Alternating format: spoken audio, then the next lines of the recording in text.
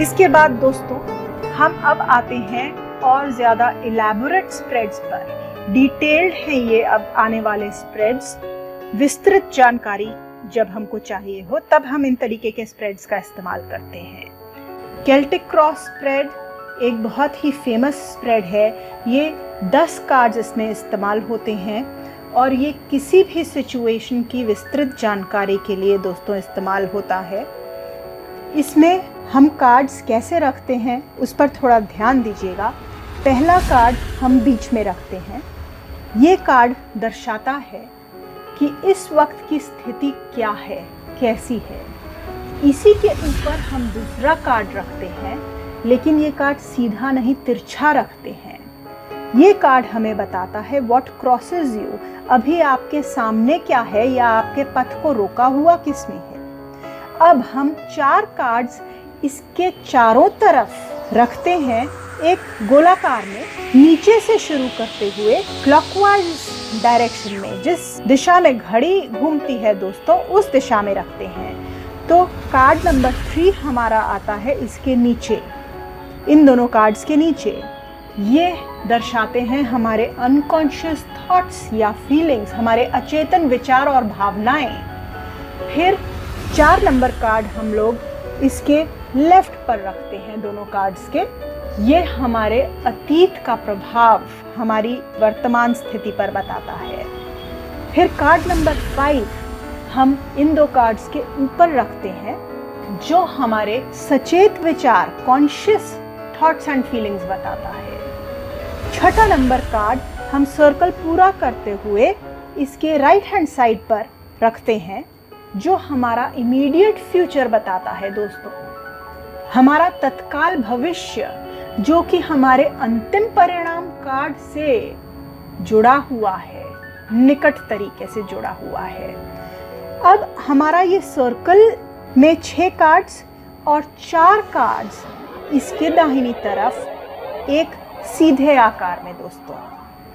तो 7th card, ये 4 cards जो हम नीचे से ऊपर रखते हैं, तो 7th कार्ड सबसे नीचे ये बताता है कि जिस स्थिति में हम हैं उसमें हमारी स्थिति क्या है, हमारी स्वयं की स्थिति इधर as you are in the given situation उसको दर्शाता है। और इसके ठीक ऊपर कार्ड नंबर 8 जो कि हमें परिस्थितियों का ज्ञान देता है, हमारी सर्कमस्टांसेस क्या हैं उसके बारे में ज्ञान देता है। और इसके ऊपर फिर 9वां कार्ड जो हमारे होप्स, फियर्स एंड डिज़ायर्स के बारे में कुछ बताता है कि हमारी आशाएं इससे जुड़ी हुई क्या हैं या हमारी भय और इच्छाएं इससे जुड़ी हुई क्या हैं। और आखिरी में अंतिम कार्ड, कार्ड नंबर 10, जो इस सिचुएशन का, इस प्रश्न का अंतिम परिणाम क्या होगा वो बताता है। और जैसे हमने पहले बताया, ये कार्ड नंबर 6 से निकटतम जुड़ाव रखता है। दोस्तों, केल्टिक क्रॉस लेआउट के कई वेरिएशंस आपको मिलेंगे। आप वो वेरिएशन चूज कर लीजिए जो आपको सरल लगता है, आपको अच्छा लगता है।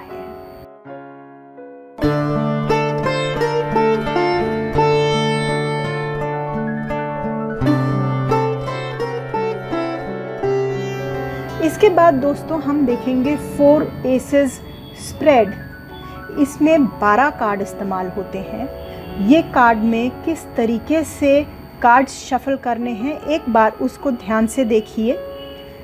ये हमारे 78 कार्ड्स जो हैं टैरो डेक के, उसमें से हमने हमारे चारों एसेस अलग निकाल लेने हैं, मेजर आर्काना अलग निकाल लेने हैं और माइनर आर्काना जिसमें कि 2s से 10s तक के ही कार्ड्स होंगे, 36 कार्ड्स 2s से 10s तक के टोटल, वही कार्ड्स लिए जाएंगे। बाकी कोर्ट कार्ड और एसेस इस पाइल में नहीं लिए जाएंगे।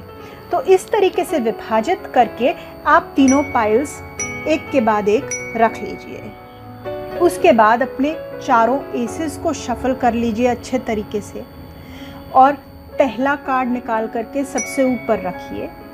उसके बाद में दूसरा एस निकाल के उसके नीचे, तीसरा एस उसके नीचे और अंत में चौथा एस। इसके बाद दोस्तों मेजर आर्काना को अच्छे से शफल कर लीजिए और जैसे आपने 4 एसेस एक के नीचे एक रखे हैं, वैसे ही 4 कार्ड्स मेजर आर्काना की पाइल में से चुन करके एक के नीचे एक रख दीजिए। और अंत में माइनर आर्काना के साथ भी आपने यही करना है कि शफल कीजिए अच्छे से और 4 माइनर आर्काना कार्ड्स एक एक करके पुल कीजिए और निकाल करके ये 4 एसेस और मेजर आर्काना के सामने एक के नीचे एक रख दीजिए।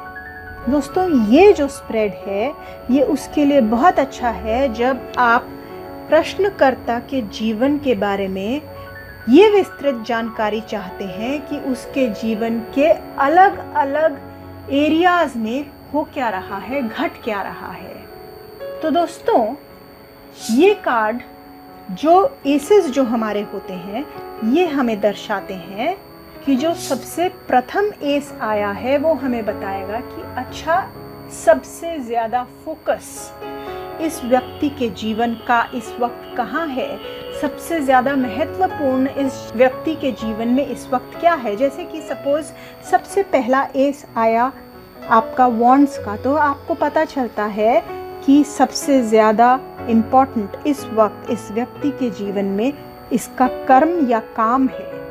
हो सकता है ऑफिस हो या कोई अन्य कर्म हो। और जो सबसे नीचे आता है उसके बारे में हमें ये पता चलता है कि इस वक्त इस व्यक्ति के ध्यान में ये चीज़ इतनी ज़्यादा नहीं है। फिर सबसे पहला एस जो है उसके सामने जो मेजर आर्काना कार्ड निकलता है वो हमें बताएगा कि जो एरिया ऑफ लाइफ है उसमें घट क्या रहा है। बड़ी घटनाएं मेजर आर्काना बताएगा, छोटी घटनाएं माइनर आर्काना बताएगा। इस तरीके से हमें ये पता चल जाएगा कि व्यक्ति के भावों के जगत में क्या चल रहा है, बुद्धि के जगत में, सोच के और संचार कम्युनिकेशन के जगत में क्या चल रहा है, फिर उसके प्रेम के रिश्तों के जगत में क्या चल रहा है और उसके कर्म के जगत में क्या चल रहा है।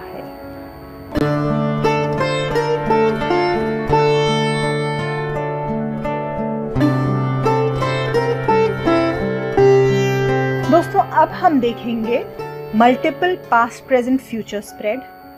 इस स्प्रेड में जैसे हमने 3 कार्ड स्प्रेड निकाला था पास्ट प्रेजेंट फ्यूचर का और उसमें हमने एक एक कार्ड निकाला था पास्ट प्रेजेंट फ्यूचर के लिए, इसमें हम पास्ट के लिए 3 कार्ड, प्रेजेंट के लिए 3 कार्ड और फ्यूचर के लिए 3 कार्ड निकालते हैं ताकि हमें विस्तृत जानकारी मिल पाए कि प्रश्नकर्ता के पास्ट में, प्रेजेंट में और फ्यूचर में क्या चल रहा है।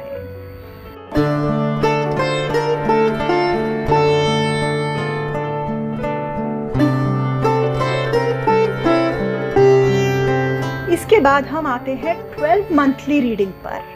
12 माह में, आने वाले वर्ष के 12 माह में क्या होने वाला है। इसके लिए हम सबसे पहले एक कार्ड तिरछा रखते हैं जिसको कि सोल कार्ड कहा जाता है, जो कि बताता है कि इस वर्ष में हमारा सोल क्या सीखेगा। उसके नीचे हम 3 कार्ड्स रखते हैं, पास्ट, प्रेजेंट और फ्यूचर। ये कार्ड हमें बताते हैं कि बीता हुआ साल कैसा रहा था, ये साल कैसा है और आने वाला साल कैसा रहेगा। इसके नीचे हम 12 कार्ड्स रखते हैं, एक के बाद एक, और हर कार्ड एक माह को दर्शाता है, जनवरी से शुरू होकर के दिसंबर तक।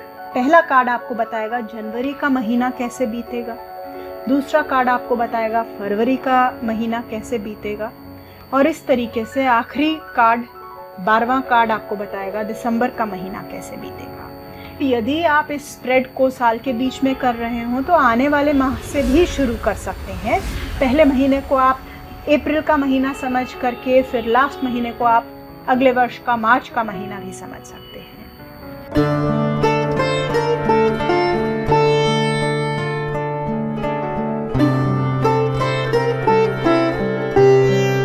अब हम देखते हैं दोस्तों हमारा आखिरी स्प्रेड, इसको फुल पिरामिड स्प्रेड कहते हैं। इसमें हम सारे के सारे कार्ड्स इस्तेमाल करते हैं दोस्तों। जी हाँ, 78 कार्ड्स का इस्तेमाल होता है।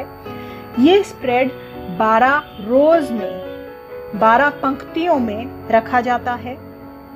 पहली पंक्ति में केवल 1 कार्ड, दूसरी पंक्ति में 2 कार्ड्स, जितने नंबर की पंक्ति है उसमें उतने कार्ड्स। तो 1 से लेकर के 12 तक जिस नंबर की पंक्ति है उसमें उतने कार्ड्स। जैसे कि अगर 7वीं रो है तो उसमें 7 कार्ड्स आएंगे। इस तरीके से हम सारे के सारे 78 कार्ड्स का इस्तेमाल करते हैं इसमें दोस्तों। ये स्प्रेड करने से पहले सिंपल स्प्रेड्स की अच्छे से विस्तृत जानकारी हासिल कीजिए, क्योंकि इस स्प्रेड को पढ़ने के लिए प्रोफेशनल टैरो कार्ड रीडर्स को भी 2 से 3 घंटे लगते हैं। लेकिन ये एक तरीके से आपको आगे वाले व्यक्ति की जीवन की विस्तृत जानकारी, पूरी की पूरी डिटेल्ड में जानकारी देता है। तो यदि कोई बिगिनर इसको करता है तो उसको समझने में भी उलझन होगी और इंटरप्रिटेशन में भी उलझन होगी, प्रिडिक्शन में भी उलझन होगी, और साथ ही के साथ आपको वक्त भी बहुत ज़्यादा लगेगा। दोस्तों, ये थे हमारे स्प्रेड्स। स्प्रेड का कोई हार्ड एंड फास्ट रूल नहीं है। आप अपनी सुविधा के हिसाब से, अपने प्रश्न के हिसाब से, अपने प्रश्नकर्ता के हिसाब से अपना स्प्रेड बना भी सकते हैं। इन स्प्रेड्स में से कुछ भी पिकअप करके उसको मॉडिफाई भी कर सकते हैं। तो दोस्तों, आशा करती हूँ आपको स्प्रेड्स समझ आ गए होंगे। सेक्शन 2 खत्म करके अब हम सेगमेंट 3 में सीखेंगे कि प्रेडिक्शंस कैसे किए जाते हैं।